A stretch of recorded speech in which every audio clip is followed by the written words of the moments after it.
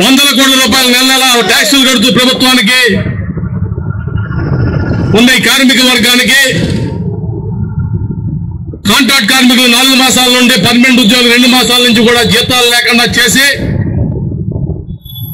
ప్రభుత్వం పైశాచిక ఆనందం పొందుతూ ఉంటే దాన్ని ప్రశ్నించలేని పరిస్థితుల్లో మనం ఉన్నామా?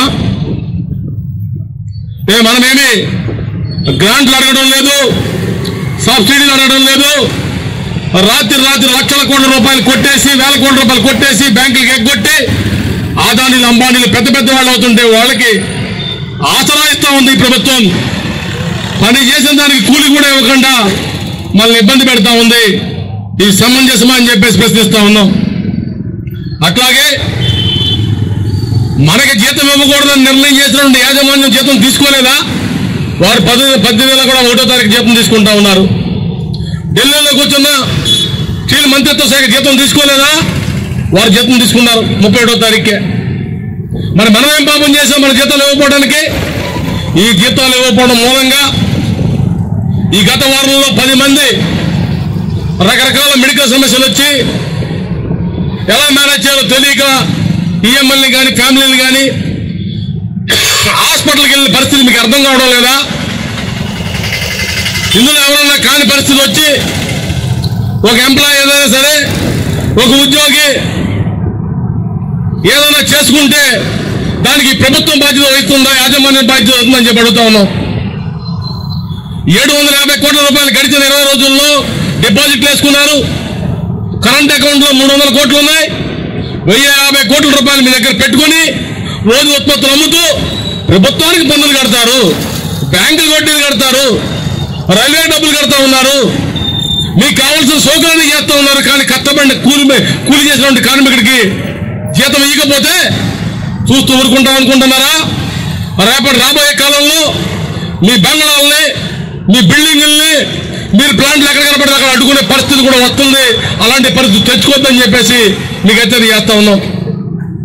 రెండో పక్క నిన్న రాష్ట్ర అసెంబ్లీలో ప్రోగ్రెసివ్ డెమోక్రటిక్ ఫ్రంట్ తరఫున ఎమ్మెల్సీలు ఉన్న ఐ వెంకటేశ్వర గారు, డాక్టర్ లక్ష్మణరావు గారు, వైసీపీ నుంచి వరద కళ్యాణ్ గారు, పవన్ కళ్యాణ్ గారు, అచ్చెన్నాయుడు గారు, బొత్స సత్యనారాయణ గారు, అట్లాగే అనేక మంది సభ్యులు నిన్న స్టీల్ ప్లాంట్ పై చర్చ చేయడం జరిగింది.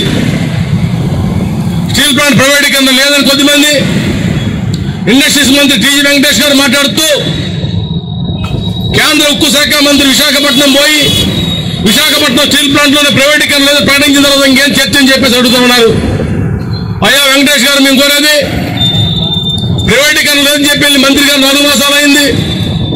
మంత్రి గారు వచ్చి పోయిన తర్వాత ఇన్సెంటివ్లు పోయినాయి, జీతాలు ఇవ్వడం లేదు, కాంట్రాక్ట్ కార్మికులు 700 మంది రోడ్డు మీద పెట్టినారు, బ్యాంకులో డిపాజిట్లు వేసుకుంటా ఉన్నారు. 45 రోజుల్లో ప్రకటన చేస్తారని మంత్రి గారు చెప్పినారు. 4 మాసాలైంది ప్రకటన లేదు. కాబట్టి నిన్న పార్లమెంట్ అసెంబ్లీలో చర్చ చేసిన అందరు నాయకులు కూడా సిఐడి తరఫున అభినందనలు తెలియజేస్తూనే ఈ నాయకులంతా కలిసి రేపు 29వ తారీఖున విశాఖపట్నంలో పెట్టే ప్రధాని గారి సభలో ఒక పక్క పవన్ కళ్యాణ్ గారు, ఒక పక్క ముఖ్యమంత్రి చంద్రబాబు గారు ఖచ్చితంగా ఉంటారు. వారి సమక్షంలో ప్రైవేటీకరణ వెనక తీసుకుంటున్నాం, దీన్ని శైలిలో కలుపుతామని చెప్పేసి ఒక ప్రకటన చేస్తే ఆంధ్ర రాష్ట్ర ప్రజలంతా కూడా మీకు రుణపడి ఉంటారు, మీకు ధన్యవాదాలు తెలియజేస్తారని చెప్పేసి వారి ముందుగా తెలియజేస్తా ఉన్నాం. మేము కోరేది స్టీల్ ప్లాంట్ పూర్తి స్థాయి ఉత్పత్తి తీయమని మాత్రమే.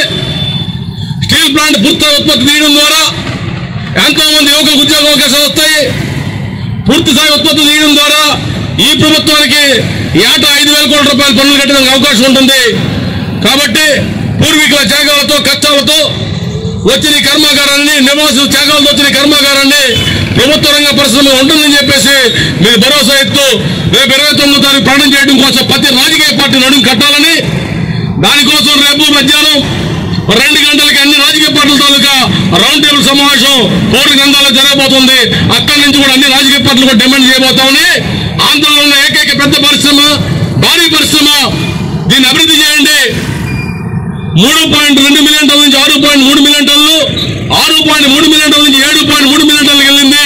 ఇది 11.5 మిలియన్ టన్నులకి 16.6 మిలియన్ ఉండే అవకాశం ఉంది. ఈ ప్లాంట్ పక్కన పెట్టి నక్కపల్లిలో స్టీల్ ప్లాంట్ అని చెప్తా ఉన్నారు. కడపలో స్టీల్ ప్లాంట్ గతి లేదు. బైఫర్కేషన్ ఉన్నదాన్ని దీన్ని రా మెటీరియల్ గ్యారంటీ ఇవ్వమని చెప్పి డిమాండ్ చేస్తూ రాబోయే కాలంలో మరిన్ని పోరాటాలకి సిఐటి దాని మిత్రపక్షాలు కార్మిక సంఘాలు సన్నద్ధం కావాలని చెప్పేసి తెలియజేస్తూ సెలవు తీసుకున్నారు. Don't forget to like, subscribe and share the videos.